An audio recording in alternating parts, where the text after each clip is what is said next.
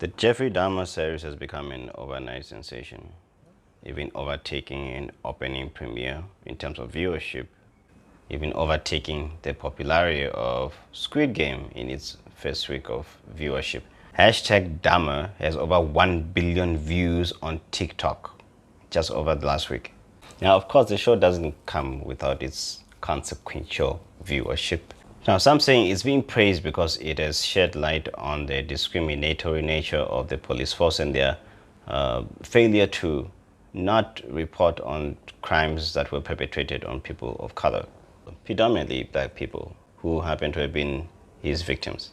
Like many other shows, it does come with its own criticisms, and the main one being that of the victims. Now, you might ask yourself, why does Hollywood do this exactly? As a matter of fact, one would argue that it's interesting how the producers are trying to capitalize on the idea that the Netflix series is exposing the inequalities of the justice system and how the justice system failed people of color.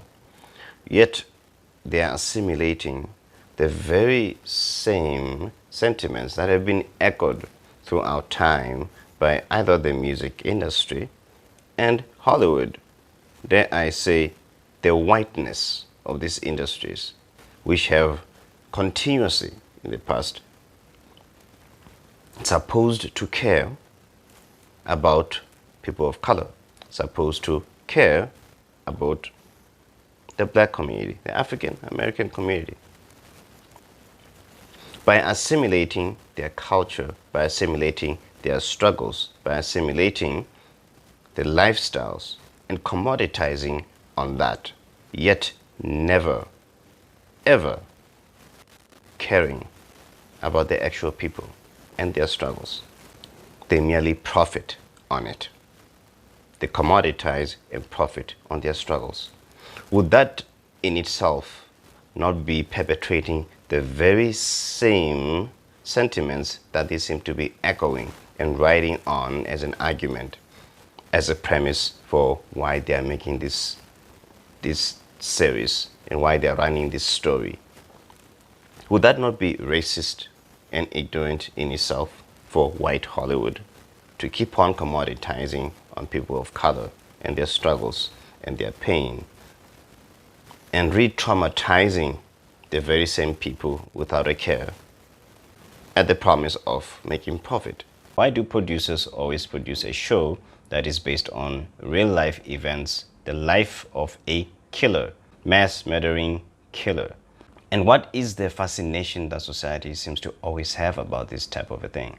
Public consumption has been asking for more and more of these types of stories, but the increased demand for juicier and more shocking cases for public consumption is regardless of the families of the victims and what they want, regardless of whether or not this is re-traumatizing them. And it also happens in spite of the inevitably reductive discourse on social media that romanticizes and capitalizes on murder. Now, I will say that I did do a little bit of my research as well. I've seen some YouTube clips about Jeffrey Dahmer to try and get a better understanding of just who is the guy. Even though I didn't go too much into detail, as I've been going back and forth asking myself whether I should really watch this whole Jeffrey Dahmer series on Netflix, probably because I'm finding myself leaning more towards the victims and the concerns that they have about films like this re-traumatizing them and the wounds that they've experienced of having to have lost their loved ones. And this is not the first time that Jeffrey Dahmer's story is being told by Hollywood, or should I say romanticized by Hollywood. One of the scenes that became very popular on TikTok and Twitter was how they replayed Rita Isabel's confrontation of Dahmer in court after he killed her brother, Errol Lindsay. My name is Rita Isabel, and I'm the oldest sister of Errol Lindsay. Whatever your name is, Satan, I'm mad. This is how you act when you are out of control. Now, I don't want to ever have to see my mother go through this again. Never, Jeffrey. Jeffrey, I hate you. I hate you. This is out of control. Now, of course, it was done for the sake of promoting the film, but it goes without say that it does beg one to really question, how would you actually feel if it was you standing in court confronting your killer and someone keeps recreating that very scene of you confronting the killer who killed your loved one? It keeps reopening the same wound. Now I can't imagine if I was in Rita's shoes, how I would feel about this type of thing, being that I'm a filmmaker as well, and I understand why filmmakers feel the need to tell these stories or to capitalize on what society is frenzying on. Still, there is that human element that makes you question just how far is too far. Now, bear in mind, I don't mind the making of the film. The question is, at what expense? The actor who portrayed Rita went on to Twitter and said, "I feel really honored to be trusted with telling this part of this horrific story. I'm grateful the victims weren't an afterthought, but their humanity and perspectives were reflected in this series." Now, I'm sure she means well, being an actor, and I understand where she's coming from.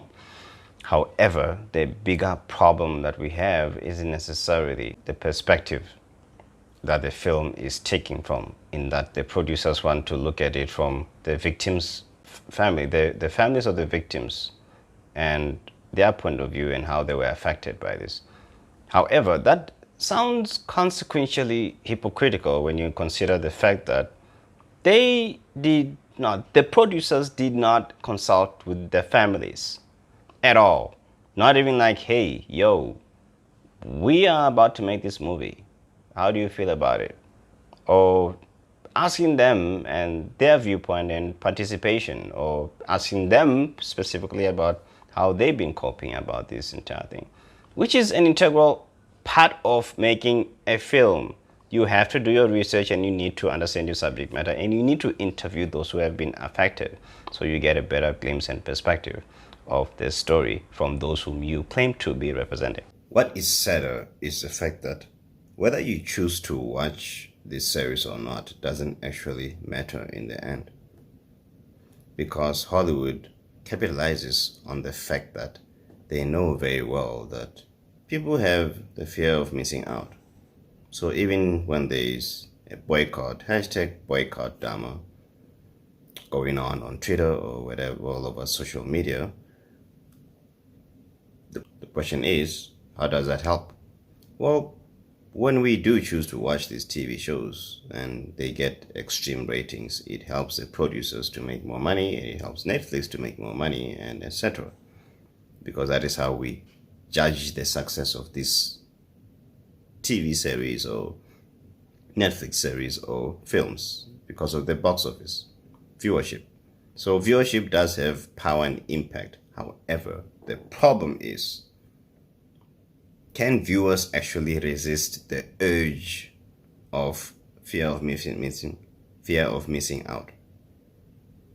Now, some might end up watching because of FOMO and also because of curiosity. So it ends up being more of a guilty pleasure type of a thing, whereby you kind of agree with the sentiments that most people like myself are making concerning how producers or Hollywood is commoditizing on people's trauma. And you agree with the fact that it's wrong for them to not consult with the victims ever, or not even having to contribute in any way that helps the families of the victims, in not even compensating them in any way or consulting with them in any way during the process of making this series. Yes, it re-traumatizes them and you agree with those sentiments, but for some reason, you're still curious about the story. So you probably do the most natural thing, which is to watch like everybody else. And so that is what Hollywood hopes to achieve, in that they know that they can achieve that in one way or the other, because human beings are curious by nature. And they can't help but want to find out. And because the producers know that very well, they're definitely going to take advantage of that. Now, according to Isabel, she added that watching the exactness of the series recreation has felt like reliving it all over again. If the show benefited them in some way, it wouldn't feel so harsh and careless, she told the insider, referring to the victims' families. It's sad that they're just making money off this tragedy. That's just greed. Now, I understand exactly where she's coming from, and I echo the very same sentiments, and that is part of the reason why I'm kind of going back and forth about should I watch it or shouldn't I watch it, and what difference does it make if I don't really watch it. People are going to keep on watching it anyway, but then again, sometimes you just kind of wonder to yourself, you just need to take a step back and reflect on this type of things, that maybe it's something that is more personal. In as much as I come from the filmmaking industry and community and understand it, I also sympathize and empathize with the victims, or rather the victims' families who are affected by this. I'm usually the type of dude who will take his time and probably watch this much later on when the frenzy has calmed down. If I feel the need to really watch, I don't really feel the need to really watch this at all, this series. And mainly probably because I'm torn between, it's not really a genre that I really prefer anyway. It's not my cup of tea, but I do feel for the families who feel that they are being re-traumatized, and the wounds are being reopened all over again, because the only time that they get to find out about this is the same time as you and me, when we know that there is a series happening on Netflix about how their child or sibling or parent or classmate was murdered.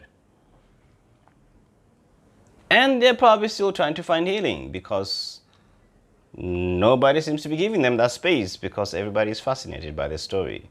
If it's not a movie, it's a Netflix series.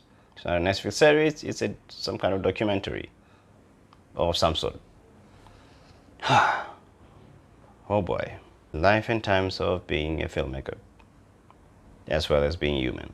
These are the type of things that we talk about in society. No doubt, Jeffrey Dahmer was somebody who impacted society, but to what extent? And should we draw lines? And if we do draw lines, what should they be? What conditions should there be when talking about stories like this, or making films about stories like this? And should the victims not be entitled to some amount of privacy and respect regarding this type of a thing? Perhaps questions like that are what draws us closer to what makes us human. Because if not, then what are we actually really doing? I don't know. That's just something that I'm posing to you guys. You guys tell me what you really think about this whole thing. If you have watched the series, do tell me what you think about it, and leave a comment, like the video please, so that it can help the YouTube algorithm as well. Otherwise, see you next time on my next videos, and God bless. Thanks for watching.